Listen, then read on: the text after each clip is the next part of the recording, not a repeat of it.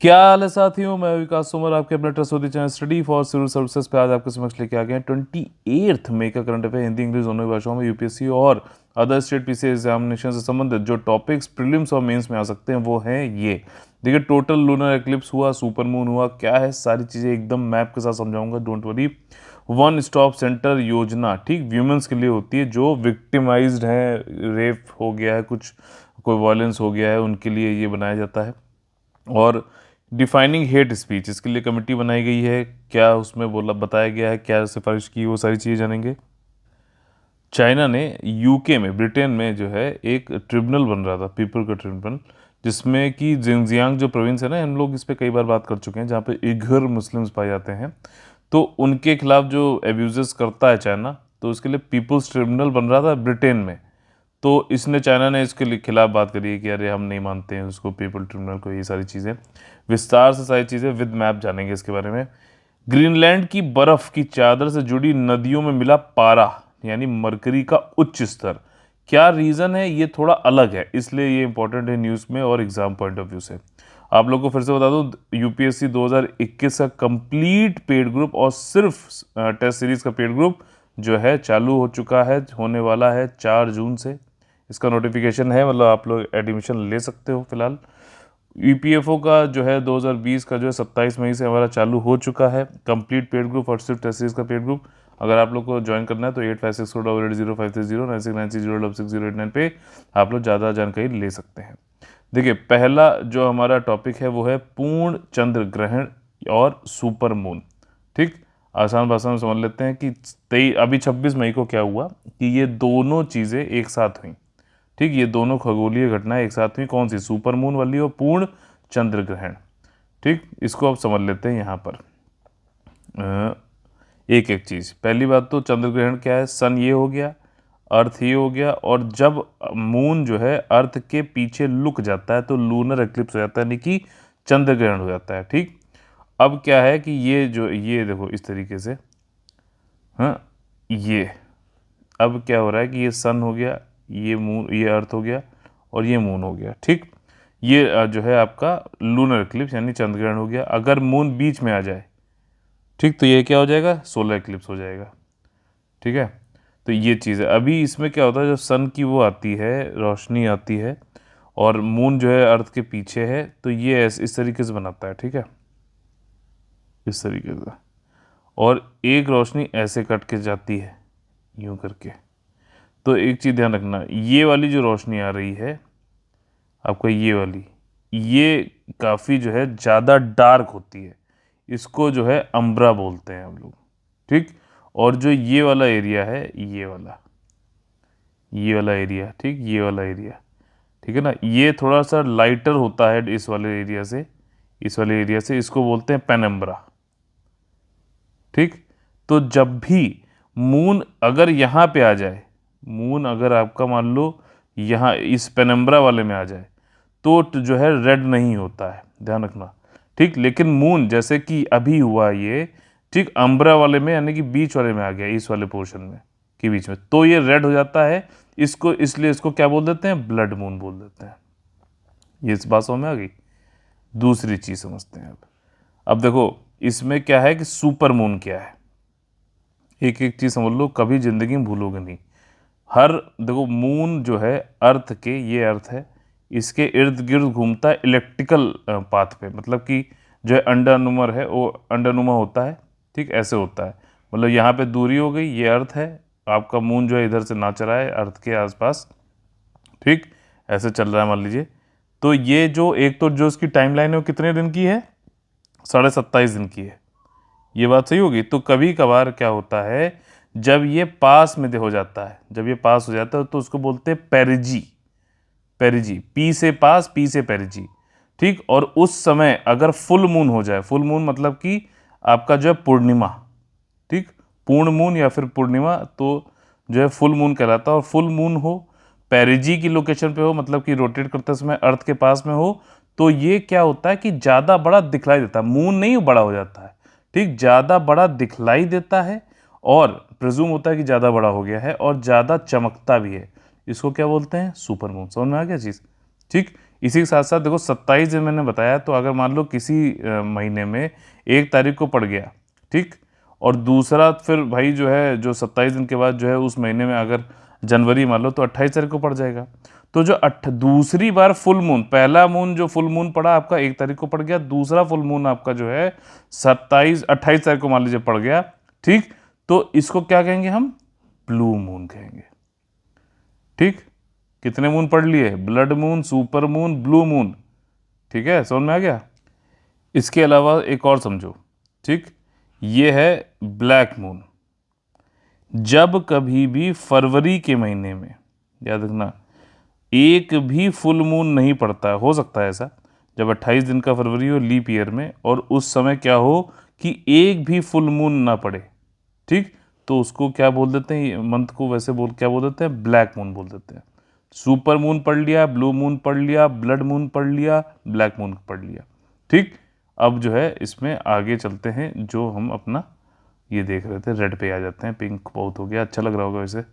ठीक, तो ये चीज़ हो गई। देखिए अब यहाँ पे ये टोटल लूनर एक्लिप्स अभी हुआ कल, और ये अम्ब्रा वाले उसमें गुजरा था, इसलिए देखिए टोटल एक्लिप्स है। पेनम्ब्रा मतलब ये डिफ्यूज टाइप का होता है, जो मैंने अभी डायग्राम दिखाया था। ठीक, और लोकेशन ये देखिए सारी सारी मैंने एक्लिप्स बिगन और ये सारा तो हो गया। मून जो है नियरेस्ट अप्रो अभी हुआ, दिखाया, सुपर मून, फुल मून, ये सारी चीज़ें मैंने आपको बता दी। ठीक, अच्छा, फुल मून के अलावा न्यू मून जब होता है, जब अमावस्या के जस्ट बाद अगले दिन बिल्कुल नया, तो वो भी जो है पास में हो सकता है। ठीक, जब अर्थ के जो है चक्कर लगाते समय पास में न्यू मून भी हो सकता है, लेकिन फुल मून वाले को ही, फुल मून हो पास में हो तभी बोलेंगे उसको सुपर मून। ठीक, तो यहाँ पे ये सारी चीज़ें बता रहा है जो मैंने आपको पहले ही बता दी। अच्छा, ऑर्बिट का जो टाइम था वो मैंने सोचा था क्वेश्चन पूछूं, लेकिन मैंने आपको बता दिया 27.5 दिन होता है। ठीक, और जब ये उपभू होता है, यानी कि पेरिजी होता है, पास में होता है, तो ये 3.5 कितना 3,60,000 किलोमीटर करीबन है। और जब एपोजी होता है यानी अपभू होता है, तो ये आपका 4,05,000 किलोमीटर होता है दूर। ठीक, और ये सुपर मून में ज़्यादा ब्राइटर लार्जर समझ में आता है। और ये सुपर मून की जो बात रखी गई है, सुपर मून, ये नासा ने बताया कि ये एस्ट्रोलॉजर जो थे रिचर्ड नॉल 1979, इनके नाम पर रखा गया है। ठीक, और एक साल में कई बार जो है 4 फुल सुपर मून या 2 या 2 से 4 तक भी हो सकते हैं फुल मून। ठीक, रेड क्यों दिखाई दिया? क्योंकि टोटल लूनर एक्लिप्स हुआ था। टोटल लूनर एक्लिप्स मतलब वही अम्ब्रा वाले में फंस गया था ये। अर्थ आपका जो है, ठीक, अर्थ के पीछे मून, और अर्थ ने ब्लॉक कर लिया था। और ये जो है एज जो हो, जब सन की लाइट, देखिए यहाँ पे ये वाला डायग्राम है, सन की ये जो एरिया ना, देख लो ज़्यादा डार्कर है ये जो एरिया, तो इसमें इसमें जब भी जो है मून की पोजीशन आएगी, ठीक, और ये पीछे छिपेगा, तब ये टोटल लूनर एक्लिप्स कहलाता है, और तब ब्लड मून कहलाएगा। ठीक, तो ये वाला मुझे मेरे ख्याल से आपको समझ में आ गया होगा। ना समझ में आया तो पूछ लीजिएगा। आप लोग हमारा फ्री जो टेलीग्राम चैनल है उसको ज्वाइन कर लो, वो वहाँ पे जो है आप लोग क्वेश्चन में जाके डिस्कशन ग्रुप में पूछ सकते हो। ओनली यूपीएससी करके आप सर्च करोगे तो आपको मिल जाएगा, इसमें 3,000 के ऊपर मेंबर्स हैं। ठीक, अब अगला जो टॉपिक है हमारा वो है वन स्टॉप सेंटर स्कीम, ये वीमेन के लिए होता है। अब यहाँ पे कंटेक्स्ट ये है कि ministry of women and child development ने ये कहा है कि हम और ज़्यादा वन स्टॉप सेंटर बनाएंगे। ठीक, जो विक्टिमाइज्ड वीमेन है, पीड़ित महिला है, उनके लिए बनाए जाते हैं। 700 और है, 300 और बनाना चाहते हैं कंट्री में।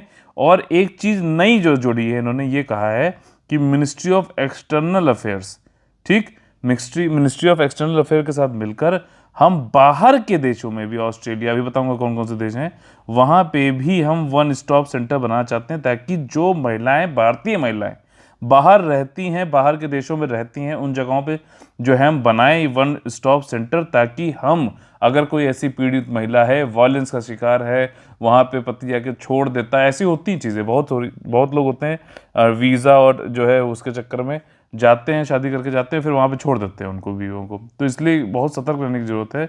तो आज इसी से ही संबंधित मैंने क्वेश्चन भी रखा है, महिलाओं से संबंधित ही क्वेश्चन रखा है, ध्यान से सुनना। ठीक, आज जो है जीएस पेपर 1 का सोसाइटी से समझ लो कि आज के टॉपिक से क्वेश्चन है। तो इन्होंने कहा है कि हम बाहर में भी जो पीड़ित महिलाएं हैं, उनकी, भारतीय महिलाएं, उनके भी लिए जो भी है ये वन स्टॉप सेंटर रखेंगे। अच्छा, वन स्टॉप सेंटर में फंडिंग कहाँ से आती है? निर्भया फंड जो बनाया गया था, ठीक, उसी से फंडिंग इसको मिलती है।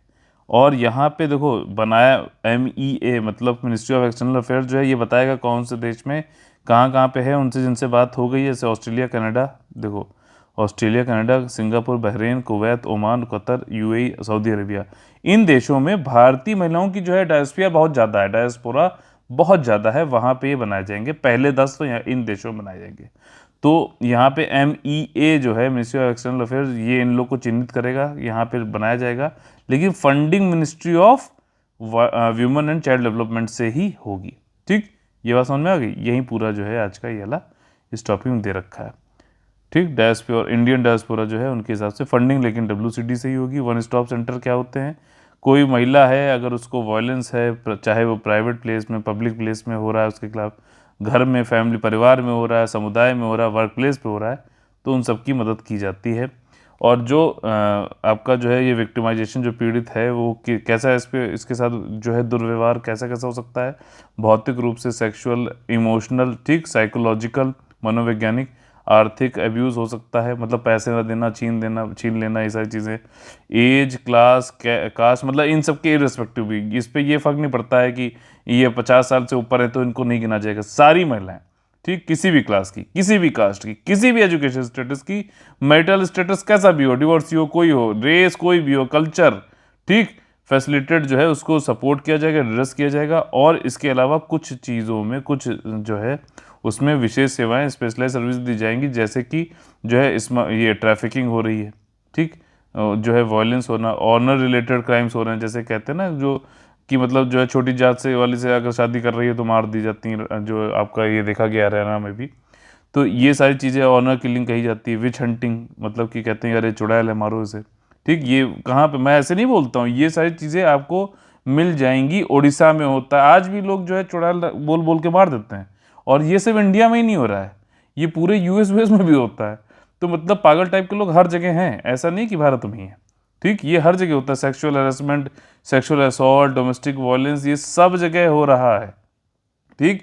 और आज का जो वीमेन से रिलेटेड जो हमारा क्वेश्चन है, मैं पूरा क्वेश्चन अभी बोलने चाह रहा हूँ, तो मतलब ये है कि उसमें मैंने जो पूछा है, अगर आप लोगों ने मेंस का GS पेपर 1 का सोसाइटी वाला पार्ट पढ़ा है, और जो NCERTs हैं, ध्यान रखना, भले ही करंट अफेयर्स क्वेश्चन आते हों, लेकिन NCERT 11th और 12th की इंडियन सोसाइटी नाम से जो है NCERTs हैं, उनको जरूर पढ़ लेना अगर GS पेपर 1 की आपको जो है तैयारी करनी है सोसाइटी वाले पोर्शन की, तो ठीक। तो उसमें आप लोग का एक आंसर ही बिल्कुल अलग टाइप से आएगा। जो मैंने आज क्वेश्चन दिया, जिसने पढ़ा होगा उसका आंसर वो खुद भी दे सकता है, और जब नहीं पढ़ा तो उसका आंसर में बहुत फर्क आ जाएगा, ठीक। यहाँ पे एम यही है कि जो महिलाएं हैं उनकी मदद करनी है, और जो है फॉरेन मिशन जहाँ पर है मिनिस्ट्री ऑफ एक्सटर्नल अफेयर के साथ में मिलकर, ठीक। ये दोनों मिनिस्ट्री हैं, कब फॉर्म हुए, ये ministry of women and child development 2006 30 January, 2 September 1946 minister of external affair form हुई है। जो मिनिस्टर होता है फॉरेन अफेयर रिलेशंस का, मतलब फॉरेन मिनिस्टर, जैसे अभी कौन है, जयशंकर जी हैं, तो इनको कैबिनेट मिनिस्टर का दर्जा मिला होता है। अच्छा, इसमें जो एडमिनिस्ट्रेटिव हेड होता है, यानी प्रशासनिक जो हेड होता है, वो फॉरेन सेक्रेटरी ऑफ इंडिया होता है। ये एक इंडियन फॉरेन सर्विस ऑफिसर होता है, ठीक, IFS जिसे कहते हैं। तो ये IFS बताइए कि क्या ऑल इंडिया सर्विसेज में आता है, और आता है तो ऑल इंडिया सर्विसेज में कौन कौन सी आती हैं, और किस आर्टिकल के अंतर्गत IFS ये ऑल इंडिया सर्विसेज जोड़ी जाती हैं, और किस लोकसभा में और राज्यसभा में कहाँ पे इससे रिलेटेड जो है लॉ लाया जा सकता है, इनिशिएट किया जा सकता है, ठीक। तो ये सारी लीगल एड, मेडिकल हेल्प, और ये सारी जो है विक्टिम्स को मदद देने की इसमें बात करी गई है। अगला जो हमारा टॉपिक है वो है डिफाइनिंग हेट स्पीच। अब देखो यहाँ पे हमारे संविधान में जो है there is no clear definition of what, अच्छा हमारे संविधान में नहीं, हमारा जो इंडियन पिनल कोड है, ठीक, हमारा जो भारतीय दंड संहिता है, उसमें कहीं पे भी जो है हेट स्पीच की परिभाषा को जो है नहीं, कहीं भी डेफिनेशन क्लियरली दी नहीं गई है, ठीक। ऐसा किसने बोला है, ऐसा एक कमेटी बनाई गई है for reforms in criminal laws, ठीक। एक कमेटी समिति बनाई गई कि सुधार किए जाएं जो हमारे क्रिमिनल लॉज हैं उसमें, उन्होंने ये बोला है। और ये अटेम्प्ट करेगी वाली कमेटी कि पहली बार इसको हेट स्पीच क्या है इसको डिफाइन किया जाए, और कमेटी जो है अपनी रिपोर्ट जल्दी ही देने वाली है, ठीक। अच्छा, एक माली मत कमेटी थी, बताइए किससे संबंधित थी माली मत कमेटी, अब मैंने यहाँ पे कोई वर्ड सुना होगा, उसी से मैंने एकदम से तुरंत ये क्वेश्चन पूछा है, तो आप लोग बताइएगा माली मत कमेटी किससे संबंधित है। देखिए, जो ये कमेटी है सुधार करना चाहती है क्रिमिनल लॉज में, ये 2019 में होम मिनिस्ट्री ने, ठीक, होम मिनिस्ट्री ने बनवाई थी ताकि ये ओवरऑल कर सकें ये जो 1860 वाले मकौले वाले जो ये लॉज थे, ठीक, आईपीसी भी 1860 में बनाया गया था, उसके बाद सीआरपीसी है आपका, कोड ऑफ क्रिमिनल प्रोसीजर, ठीक। अच्छा, दोनों में फ़र्क क्या है, एक चीज़ समझना, क्रिमिनल प्रोसीजर जो है, criminal procedure code, code of criminal procedure, ये बताता है कि किस तरीके से क्या प्रोसीजर चलेगा, और आईपीसी ये बताता है कि क्या दंड है किसी आपके जो है, जो भी जुर्म आपने किया है उसके हिसाब से क्या दंड है। जैसे कि आपका मर्डर है तो मर्डर किसी ने किया, आपका नहीं, सॉरी, किसी ने किसी का कर दिया, तो 302 के अंतर्गत आता है। 376 जो है रेप का आ गया, ठीक। तो वो मतलब ये बताता है कि क्या पीनल, क्या पनिशमेंट है इसके लिए, और कोड ऑफ क्रिमिनल प्रोसीजर ये बताता है कि किस तरीके से जो है क्या प्रोसीजर चलेगा कि जो है आपको जो है उसके लिए पनिशमेंट दिया जाएगा, ठीक। तो ये दोनों चीज़ें तो ओवरऑल करने के लिए ये कमेटी बनाई गई थी, और इसमें suggestion supreme court, high court, bar council of India, bar council of states, university law institute, इन सब से लिया गया है क्रिमिनल लॉज का एक पूरा जो है कंप्रिहेंसिव अमेंडमेंट करने की बात कही गई है, ठीक। पूरा जो संशोधन है बहुत ही ज़्यादा समग्रता से सब कुछ सबसे पूछ कर करने की यहाँ पे जो है कोशिश करी जा रही है। कमिटी जो है ये कई से फॉर्म करी गई थी, कई सारे जो सब्जेक्ट हैं आईपीसी संबंधित, इन सब का जो है वो रिफॉर्म सुधार करना चाहती है। अच्छा, कमेटी ने ये कहा है कि हम कुछ जो है तदर्थ परिवर्तन करें, मतलब कुछ एडहॉक चेंजेस करें इधर उधर। उससे पहले हम ये चाहते हैं कि विश्वनाथन कमेटी एक थी, ठीक, उन्होंने जो कि बनाई गई थी हेट स्पीच पे, उन्होंने जो भी रिकमेंडेशन सिफारिशें करी थी, उन सिफारिशों को पहले चेंज कर लिया जाए, एग्जामिन कर लो और फिर उनमें कंप्रिहेंसिव चेंज कर लो। विश्वनाथन कमेटी जो हेट स्पीच से संबंधित है, ऐसा कौन सी जो ये कमेटी है अभी सुधार वाली क्रिमिनल लॉ से संबंधित, इसने कहा है कि विश्वनाथन वाली जो है, जो उन्होंने रिकमेंडेशन दी थी, उनको एग्जामिन कर लो, उनको पहले कर लो, फिर हम जो है पूरा चेंज करना चाहते हैं, पूरा कंप्रिहेंसिवली, ठीक। इंडियन पीनल कोड जो भारत में अभद्र भाषा से संबंधित हेट, भारतीय दंड प्रावधान क्या क्या है, ठीक। तो यहाँ पे सिर्फ आईपीसी की बात नहीं हो रही, हर जगह अभद्र भाषा की जगह इसका कुछ और होगा, हेट स्पीच है, स्पीच होगा ये, ठीक।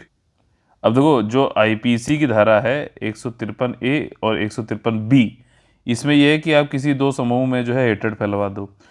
अब धारा जो है आईपीसी की 295 ए, इसमें यह है कि रिलीजियस फीलिंग जो है दो ग्रुपों की आप जो है अपना, आपका डेलिबरेटली जानबूझकर या फिर आपका कुछ ऐसा इंटेंशन है कि आप जो रिलीजियस फीलिंग है दो समूहों के बीच में, उनको जो है आप उकसा दो, ठीक। कुछ ऐसा बोल देते हैं लोग, बोलते हैं, जो उनकी रोटी उसी पर चलती है इसलिए वो लोग बोलते हैं, ठीक। सेक्शन 505(1) और सेक्शन 552 ये बताता है कि मान लीजिए कुछ किसी ने पब्लिकेशन लिखवा के बंटवा देते हैं ना ये, और चिपका दिया, और उसमें जो उसकी वजह से क्या है कि एक ग्रुप जो है दूसरे ग्रुप से लड़ने लगा, उससे चिढ़ने लगा, तो ऐसा अगर कोई कर रहा है तो उसका भी जो है इसमें बताया गया है 505(1), 505(2) में। सेक्शन 8 जो है रिप्रेजेंटेटिव ऑफ पीपुल्स एक्ट, ठीक, जन प्रतिनिधित्व अधिनियम जो है 1951 वाला, इसमें ये मना किया गया है कि कोई भी पर्सन जो कन्विक्ट हो चुका है किसी फ्रीडम ऑफ स्पीच को रोकने के लिए जो है इलीगल यूज़ करते हुए, मान लीजिए आर्टिकल नंबर 19 में आपको ये फ्रीडम, अभिव्यक्ति की आज़ादी दी गई, लेकिन वो एब्सोल्यूट नहीं है कि आप जो है बस जो है मुंह से कुछ भी बोले चले आ रहे हो। तो अगर कुछ ऐसा कोई करता है, तो कोई पर्सन अगर कन्विक्ट हो गया है फ्रीडम ऑफ स्पीच के चक्कर में, तो उसको इलेक्शन में लड़ने नहीं दिया जाएगा। अगला है सेक्शन 123 3A और 125A, इसी का ही, कि आपका जो है जन प्रतिनिधित्व अधिनियम 1951 का ही जो है, इसमें अगर कोई जो है एनिमोसिटी, मतलब लड़ाई दंगा फैलाने की कोशिश कर रहा है, किस ग्राउंड पर, कि तुम इस रेस के हो, तुम इस रिलीजन के हो, तुम इस कम्युनिटी के हो, तुम इस कास्ट के हो, तुम ये लैंग्वेज बोलते हो, दूसरे वाले को मारो, ठीक। इस तरीके के फालतू बातें कोई कर रहा है इलेक्शन के दौरान, तो ये आपका करप्ट इलेक्टोरल प्रैक्टिसेस में आएगा, और इस जो है इसके लिए भी दंड दिया जा सकता है, ठीक। अभद्र भाषा या हेट स्पीच जो है ये मतलब कुछ इस तरीके से किसी का कुछ जो है इंटेंशन है कि हेट्रेड फैला दो किसी ग्रुपों में, ग्रुप का मतलब यहाँ पे समुदाय हो सकता है, धर्म हो सकता है, रेस हो सकता है, और किसी भी तरीके से मतलब ऐसा कुछ बोला जाए कि दोनों ग्रुप जो है लड़ जाएं और वायलेंस हो जाए, हिंसा पे उतर आ जाए, तो ये हेट स्पीच में माना जाएगा। और ये मतलब यही है कि ये किसी मतलब कोई मान लीजिए तुम बोल देंगे ये तो उत्तर पूर्वी भारत का है, ठीक, ये तो इस तरीके का है, उसकी रेस पे, उसकी एथनिसिटी पे, ठीक, उसके जो है जेंडर पर कि ये तो नस्लीय कोई आप जातीय यौन अभिविन्यास, ठीक, सेक्सुअल ओरिएंटेशन, इन सब पे जो है भड़काना, लड़ाई करवाना, यही सब काम होता है। क्राइटेरिया इसका यही है कि आप उकसा रहे हो लोगों को, भाषण के पीड़ितों की स्थिति, ठीक, भाषण के पीड़ित मतलब जैसे आपने कोई भाषण दिया और नॉर्थ इंडियंस ने जो है नॉर्थ ईस्ट वालों को जो है पीट दिया, फिर नॉर्थ ईस्ट वालों ने नॉर्थ इंडियन को पीट दिया। तो ये जो चीज़ें करवा रहा ना, जो बोल रहा है भाषण दे के इस तरीके से, स्पीच में उसका संदर्भ में एक्सट्रीमिटी, चरम ज़्यादा वो जो है कट्टरवादी बात कर रहा है, या फिर ऑर्थर ऑफ स्पीच, ये सब अगर इस तरीके की भाषा करता है तो उसको बोला जाएगा कि हेट स्पीच होता है, ठीक, ये माना जाता है। लेकिन डिफाइन अभी आईपीसी इन सब में नहीं किया, इसीलिए कमेटी बनाई गई। अगला जो हमारा टॉपिक है वो है चाइना ने कहा है कि हम नहीं मानते हैं जो ब्रिटेन में जो पीपल का जो ट्रिब्यूनल बनाया जा रहा है, हम इसको कुछ नहीं मानते हैं, जो जिंगजियांग एब्यूजेस हम कर रहे हैं वो सब सही है, ठीक। तो अब देखो यहाँ पर क्या हुआ है कि तर्किक मुस्लिम जो है चाइना के जिंगजियांग प्रोविंस में रहते हैं, इनको उइघुर्स बोला जाता है। तो ब्रिटेन में ये जो है पीपल्स ट्रिब्यूनल बनाया गया और वहाँ पे कहा जा रहा है कि जो है चाइना वाले क्या कर रहे हैं कि उइघुर मुस्लिम्स का जेनोसाइड यानी कि नरसंहार कर रहे हैं, ठीक। और ये हम लोग पहले भी इसको ले भी चुके हैं, पहले हम लोगों ने पढ़ा था, फिर से एक्चुअली रिवीजन हो जाएगा इसका। प्रेजेंट स्टेटस यहाँ पर ये है कि चाइना ने जो है कई सारे लोग, चाइना का दिमाग खराब हो रखा है, फॉरेन पॉलिसी हेडेक हो रखा है मेजर ये जिंगजियांग प्रोविंस। यहाँ पे कई लोग जो है माइनॉरिटीज़ रहती हैं, उइघुर, मुस्लिम, कज़ाक, ये इनको जो है इन्होंने कई सारे कैंप में रखा हुआ है, माइनॉरिटी ग्रुप्स हैं ये चाइना के, कैंप्स में रखा है। चाइना क्या कहता है, ये कैंप जो बने हैं हम इनको फिर से एजुकेट करना चाहते हैं, इनको जो है जॉब दिलाना चाहते हैं, इनकी स्किल्स बढ़ा रहे हैं, ठीक, ये सब चाइना ये बता रही है। लेकिन बाकी लोग ये कहते हैं कि नहीं नहीं, ये डिटेंशन कैंप्स हैं, यहाँ पे इनको रखा जाता है, इनको जो है ये चाइनीज़ पढ़ाया जाता है कि तुम जो है अपनी लैंग्वेज भूल जाओ। इनको जो है कंसंट्रेट, जो महिलाएं हैं उनको कंट्रासेप्टिव दिए जा रहे हैं कि वो बच्चे ही पैदा ना कर पाएँ, ठीक, ये सारे काम कर रहे हैं। ये कौन बोल रहा है, चाइना के बाहर वाले लोग बोल रहे हैं कि ऐसा चाइना कर रहा है। चाइना कहता है नहीं, हम तो इनको जॉब दिलवाने की, इनके कौशल, इनकी स्किल्स को बढ़ाने की बात कर रहे हैं, ठीक। और यहाँ पे मतलब बाकी के लोग ये भी कह रहे हैं कि इन लोग का ब्रेन वॉश किया जाता है और ये कहा जाता है कि चाइना की कम्युनिस्ट पार्टी और वहाँ के जो रूलर हैं, ये लीडर हैं जी जिनपिंग, इन्हीं को मानो अपना सब कुछ, अपना धर्म वम सब भूल जाओ, ये भी कहा जा रहा है, अपना कल्चर भूल जाओ, अपना धर्म भूल जाओ, सब कुछ भूल जाओ। विमेन जो है उनको कंट्रासेप्टिव दी जा रही है। अच्छा, यहाँ पे जो बच्चे हैं देखो, उनके साथ उनको फोर्स लेबर कराया जा रहा है।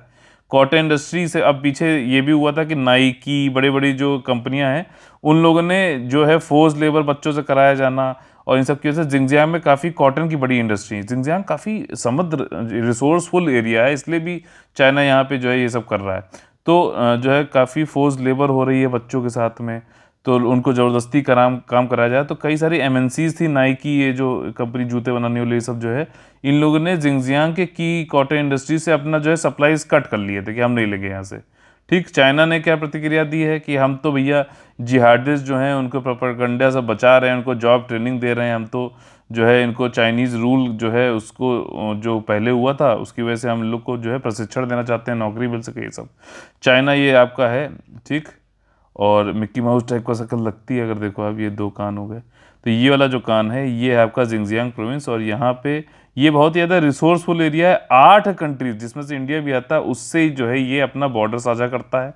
अभी जैसे इसराइल को कहा जाता है कि वो वेस्ट बैंक में अपना जो है ज्यूज़ को वहाँ सेटलमेंट कर रहा है, वैसे चाइना भी वहाँ के जो हैन डायनेस्टी वाले जो हैं जो मूल निवासी हैं हैंस, ठीक, उनका भी जो है यहाँ पर उनका भी सेटलमेंट करवा रहा है। सारी जॉब्स और सब जैंस ये हैंस को मिल रही है, हान चाइनीज़ को मिल रही है।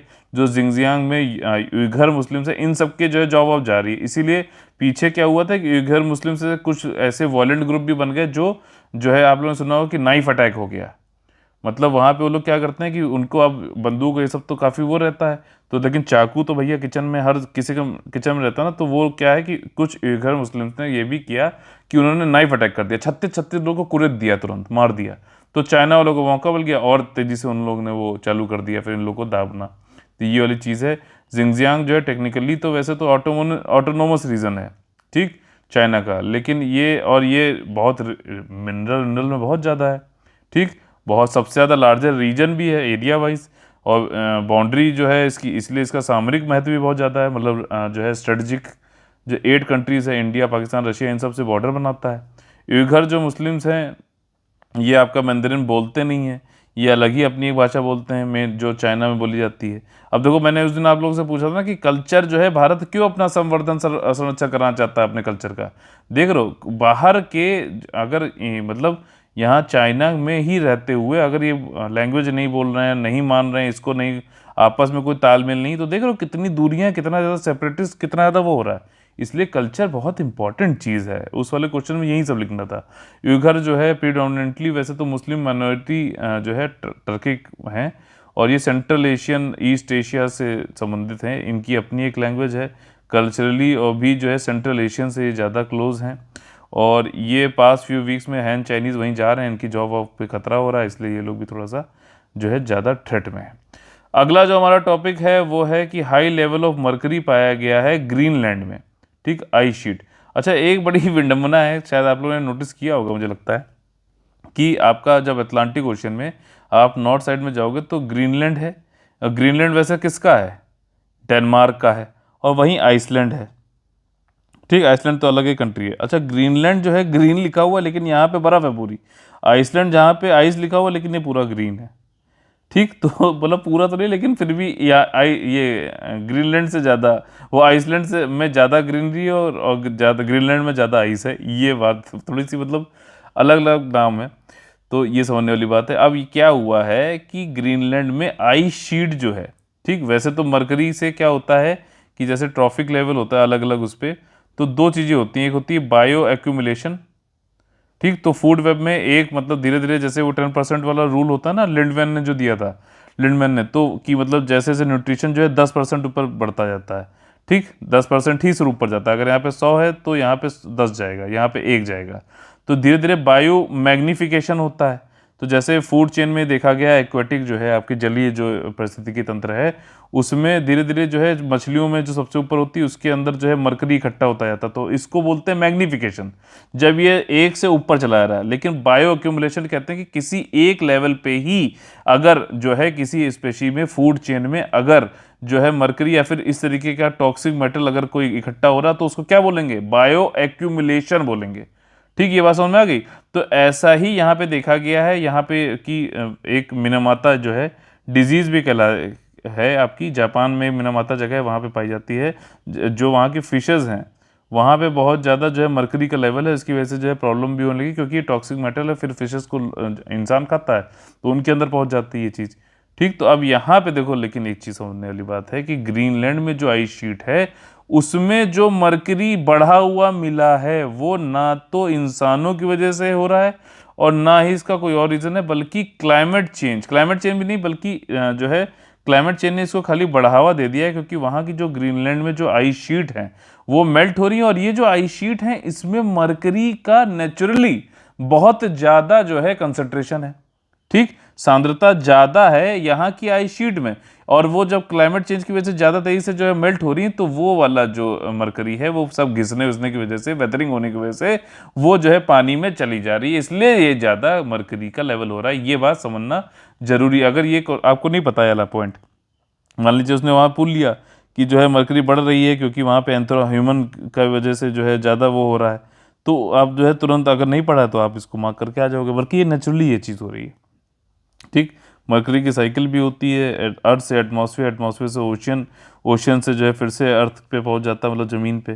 ठीक, ये क्या करता है, ओशियन में ये मोनोमिथाइल मरकरी के रूप में हो जाता है, और फिर जो कि एक न्यूरोटॉक्सिन होता है, फिर ये धीरे धीरे फूड चेन में ऊपर बढ़ता है, हाईली कंसनट्रेशन जो है स्वॉर्ड फिश, टूना, इन सब मछलियों में पहुँच जाता है। ठीक, मरकरी जो है ये कंटेंट जो रिवर्स में, फ्योर्ड में, साउथ वेस्टर्न ग्रीनलैंड में पाया गया है। ये वैसा ही है जैसे कि चाइना की जो अंदरूनी जो रिवर्स हैं पोल्यूशन, उतना ही पाया गया है। ठीक, लेकिन यहाँ पर रीज़न जो है बायो एक्यूमुलेशन का, वो जो है इंसान नहीं है। जैसे इंसान वहाँ तो जो है सब इतनी इंडस्ट्रीज़ हैं चाइना में कि उसकी वजह से मरकरी हो रहा है वहाँ कंसनट्रेशन। यहाँ पे जो है ये मेटल जो है नेचुरली ये चीज़ हो रही है, आइस शीट में ही है इसका कंसनट्रेशन बहुत ज़्यादा, उसकी वजह से हो रहा है। ठीक, और सबसे बड़ी बात यह है कि ग्रीनलैंड एक मेजर सी फूड एक्सपोर्टर, अगर वहाँ के पानी में ये मरकरी का लेवल ज़्यादा हो गया, मछलियाँ खाएंगी उनमें चला जाएगा, और फिर उसको जो है एक्सपोर्ट करके जो है इंसान खाएगा, तो इंसान तो ये डिजीज़, अब वैसे ही जैसे कल हम लोगों ने पढ़ा था ना जूनोटिक, जिस पे WHO ने एक कमेटी बनाई है। ठीक, क्या बताया था नाम? वन हेल्थ, याद आ रहा है कि नहीं आ रहा है? रिवाइज करते रहना। तो एक अगर ये मछलियों से बन रही तो इसको भी हम बोल सकते हैं ना जूनोटिक है कि नहीं है। ठीक, तो रिसर्चर ने जो है ये 3 रिवर का ये देखा, फ्योर्ड का देखा, तो उन्होंने बताया कि 10 टाइम जो है मरकरी का ज़्यादा लेवल है। और टिपिकली तो 1 से 10 होना चाहिए, लेकिन यहाँ पे जो है 5 150 लेवल मिला है ये। ठीक, और जो है ये काफ़ी ज़्यादा यहाँ पे लेवल है। इसका जो रीज़न है, कारण जो है इसके पीछे, वो मानव जनित गतिविधियाँ या फिर इंडस्ट्री नहीं है, बल्कि वहाँ के जो बेडरॉक, वहाँ के जो रॉक हैं, उनकी वेदरिंग में ही पाया गया कि वहाँ के रॉक में बहुत ज़्यादा है भैया आपका मरकरी। तो फिर वहीं जो है धीरे धीरे घिस रहा है और ग्लेशियर मेल्ट हो रहे हैं। क्लाइमेट चेंज ने इसको बढ़ावा कर दिया, बस ये चीज़ है। आप इसको भी लिख सकते हो अपने आंसर एस्से में। और कंसर्न यही है कि भैया अगर मरकरी को नहीं रोका गया। अच्छा ये बताइए, आप लोग से क्वेश्चन है कि टॉक्सिक मेटल कौन कौन से होते हैं और उनकी वजह से कौन से डिजीज हो सकते हैं। जैसे लेड भी एक टॉक्सिक मेटल है, ठीक, आपका मरकरी भी है। ठीक, तो इस तरीके से आपको लिस्ट एक बतानी है। ये क्वेश्चन पहले पूछ भी चुका है, दोबारा रिपीट हो सकता है। ठीक, तो इंडस्ट्री और ये सारी चीज़ें इसमें बताइए। बहुत ज़्यादा डिफिकल्ट हो जाएगा अगर हमने इसको रोका, क्योंकि एनवायरमेंटली क्लाइमेट से हो रहा है, कैसे इसको रोक पाओगे आप? या तो फिर लोग वहाँ से जो एक्सपोर्ट होके आ रहा है उनके एक्सपोर्ट को वो करेगा। पोल्यूशन वर्ल्ड का जो है, वाटर का पोल्यूशन हो रहा है, अर्थ में ये ग्लेशियर मेल्ट हो रहे हैं काफ़ी तेज़ी से, तो देखो क्या होता है आगे। ठीक, मरकरी जो है एक ऐसा मेटल है, एलिमेंट है, केमिकल मेटल। इसका Hg जो है साइन है, एटॉमिक नंबर इसका 80 होता है। इसको क्विक सिल्वर भी बोलते हैं। और जो है ये जो स्टैंडर्ड कंडीशन में लिक्विड होता है। ठीक, जैसे कि हेलोजन ब्रोमाइन भी लिक्विड होता है अगर नॉर्मल कंडीशन देखा जाए, रूम टेम्परेचर पे बोल रहे हैं अगर। और ये सिल्वर वाइट लिक्विड कलर का होता है और ये पुअर कंडक्टर ऑफ हीट होता है, लेकिन इलेक्ट्रिसिटी का अच्छा कंडक्ट करता है। ठीक, ये दोनों ध्यान रखना। मरकरी जो है अकर करती है deposit through out the world, और ये सिनाबार से निकाला जाता है। सिनाबार को क्या बोलते हैं? मर्क्यूरिक सल्फाइड बोला जाता है। ठीक, रेड पिगमेंट होता है, वर्मिलियन ये जो है ऑब्टेन किया जाता है ग्राइंडिंग नेचुरल सिनाबार से। ठीक, ये सारी चीज़ हो गई। और देखो ये मरकरी कहाँ कहाँ यूज़ होता है, इसलिए मैंने इसको यहाँ पे किया है आप लोग को बताना कि थर्मामीटर तो पता चल गया टेम्परेचर से, बैरोमीटर तो आपको भी पता चल गया कि ये जो है प्रेशर वैसे से, मैनोमीटर और स्फाइगो मैनोमीटर ये किससे संबंधित होता है ये आपको बताना। बाकी float wall, mercury switches, mercury relay, fluorescent lamp, ये CFL जो पहले आते थे ना उसमें भी तो मरकरी यूज़ होती थी, इसलिए तो हट गया, वो हटा दिया गया धीरे धीरे। ठीक, मोदी जी के जो है वो LED के जो उसमें कौन सी एक योजना आई थी बताइए? उजाला स्कीम। ठीक, कौन जो है इसमें काम करता था बताइए, जो एक संस्था थी? तो ये वाली चीज़ है एलिमेंट ऑफ टॉक्सिसिटी, और ये सेफोकोमीटर, और इसमें क्या है? स्फाइगो मैनोमीटर। ठीक, और इन सब में पाया जाता है। एक्स्ट्रा फैक्ट ये है कि मिनमाता जो कन्वेंशन मैंने आपको बताया, ये भी आपका जो है ये डिजीज फिशेस में पहुंचती है मरकरी की वजह से ही। आज का जो क्वेश्चन है, क्वेश्चन नंबर 12 है, आपस में इवेल्युएट जरूर करो। फ्री वाले टेलीग्राम चैनल पे बहुत ज़्यादा जरूरी है। बिल्कुल जो है मेरे ऊपर निर्भर रहने से आप लोग का जो है काम नहीं चलेगा, आपस में मदद करो, इम्पॉर्टेंट है। ठीक, मैं जहाँ पे होता है मैं एक जरूर मॉडल आंसर रोज़ देता हूँ, बेस्ट आंसर जरूर देता हूँ, ताकि आप लोग जो है समझ सको। पूरा मैं एक मॉडल आंसर बताते भी देता हूँ, ताकि आप लोग समझ के जो है अपने पॉइंट्स पढ़ के अपना खुद भी आंसर पढ़ो। ठीक, क्योंकि आप जब लिखते हो तब तो आपको बेस्ट लगता है, लेकिन बाद में आप दूसरों का पढ़ के इवेल्युएट करके अपना आंसर देखोगे और पढ़ोगे फिर से, और मेरा जो मॉडल आंसर के पॉइंट सुनोगे, तो आपको समझ में आ जाए क्या गलती आप खुद कर रहे हो।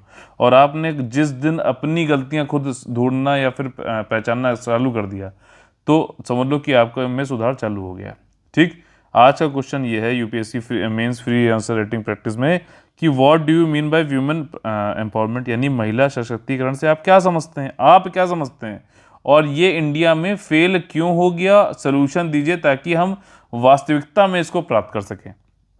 ठीक, यह है कि यह भारत में क्यों विफल हुआ, इसे वास्तविकता में प्राप्त के लिए समाधान दे। अब देखो इस टाइप के क्वेश्चन में आप चाहे तो इस वाले सेंटेंस को जो है निगेट भी कर सकते हो, मतलब मना भी कर सकते हो, नहीं भारत में जो है पूरा सशक्तिकरण हुआ है, कोई ऐसी इसमें कोई दिक्कत नहीं, बस आप जस्टिफाई कर पाओ और क्या सोल्यूशन दे सकते हो ये बता दो।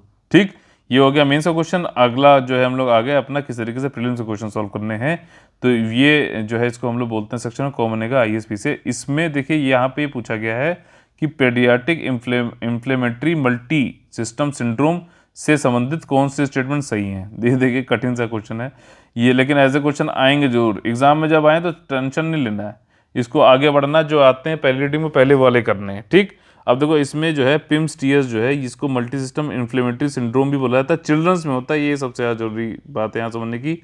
ये एक रेयर कंडीशन है जो कि कोविड में देखो अब ये भी पाया जा रहा है। पहली बार ये देखा गया, डिफाइन किया गया था अप्रैल 2020 में। और उसके सिम्टम जो हैं फीवर होना, आई इन्फेक्शन, गैस्ट्रोइंटेस्टाइनिया, स्टोमक एक, ये सब होना। तो देखिए इसमें सारी स्टेटमेंट सही हैं। चिल्ड्रन में होता है, जानना हो रही है, और अभी कोविड में याली भी डिजीज़ हो रही है। ठीक, अगला जो हमारा क्वेश्चन है वो है सेहत ओपीडी पोर्टल से संबंधित कौन सा स्टेटमेंट सही है। देखिए ये पोर्टल जो बनाया गया है टेलीमेडिसिन, मतलब कि आप जो है वीडियो कॉन्फ्रेंसिंग और इन सब के थ्रू फ़ोन पे कंसल्टेशन कर सकते हो, आर्म फोर्सेस कर सकती हैं, और इससे जो है गवर्नमेंट का जो है commitment e governance digital India का भी आगे बढ़ता है। क्या सेहत ओपीडी क्या सिर्फ डिजिटल, मतलब ये आर्मी वालों से ही संबंधित है क्या, आर्म फोर्सेस वालों से ही है क्या, या क्या ये टेलीमेडिसिन संबंधित है? बताइए पहला स्टेटमेंट सही है गलत है। ये इस ओपीडी के जरिए जो है आर्मी, एयरफोर्स, नेवी, एक्स जो सर्विस पहले रहे हैं, ठीक, वो सब टेली कंसल्टेशन कर सकते हैं, और स्पेशली डॉक्टर्स जो होते हैं आर्म इस फोर्सेस में उनसे। तो मतलब आम जो डॉक्टर बैठे हुए उनसे नहीं, जो डॉक्टर आर्म फोर्सेस में हैं उनसे ओपीडी हो सकती है। क्या नाम है? सेहत। ठीक, सेहत ओपीडी, इसका फुल फॉर्म क्या है? Services e health assistance and teleconsultation OPD portal. इसको मोदी जी ने लॉन्च किया। बस यही तो गलती है, यहाँ पे ट्रू पूछा गया, तीसरा गलत है, तो ये गलत, ये गलत, ये गलत, ये आंसर हो जाएगा। मोदी जी ने नहीं, डिफेंस मिनिस्टर जी ने किया है, राजनाथ सिंह जी। इसका फुल फॉर्म है services e health assistant tele consultation portal. ठीक, ओपीडी पोर्टल। और ये डिफेंस सर्विसेज, जो डिफेंस में डॉक्टर हैं वही लोग करेंगे। पर्सन जो 75 से ज़्यादा है साल के हैं उनको विदाउट वेटिंग जो है इसमें वो किया जाएगा, मदद मिलेगी, जल्दी इनका ओपीडी कराया जाएगा। और इसी तरीके का एक पोर्टल और भी है, ध्यान रखो, ई संजीवनी प्लेटफॉर्म। ठीक, उसने भी जो है टेलीकम्युनिकेशन की फैसिलिटी दी है, और रिसेंट कुछ मंथ में 5 लाख से ज़्यादा लोगों को। इसी के साथ में हम लोग का आज का सेशन खत्म होता है। अगर आप लोग अच्छा लगा तो प्लीज़ लाइक का बटन तोड़िए, शेयर और सब्सक्राइब करके लोगों को जोड़िए, इस मिशन को आगे बढ़ाइए। और आपको मेरा कंटेंट, मेरे गाइडेंस अच्छा लगता तो यूपीएससी और ईपीएफओ दोनों को ही जो है कंप्लीट पेड ग्रुप, और सिर्फ टेस्ट सीरीज का पेड ग्रुप जो है हमारा लाइव हो गया है ईपीएफओ का, 4 जून से यूपीएससी का होने वाला है 2021 के लिए। तो आप लोग जो इन दो नंबर्स पे कॉल करके ज़्यादा जानकारी ले सकते हैं, 8564880530, 9696066089 पर। चलिए फिर कल आपसे मुलाकात होगी सुबह 6 बजे। तब तक के लिए आप लोग सुरक्षित रहिए, पढ़ते रहिए, बढ़ते रहिए। जय हिंद, जय Bharat, all the very best है। वंदे मातरम।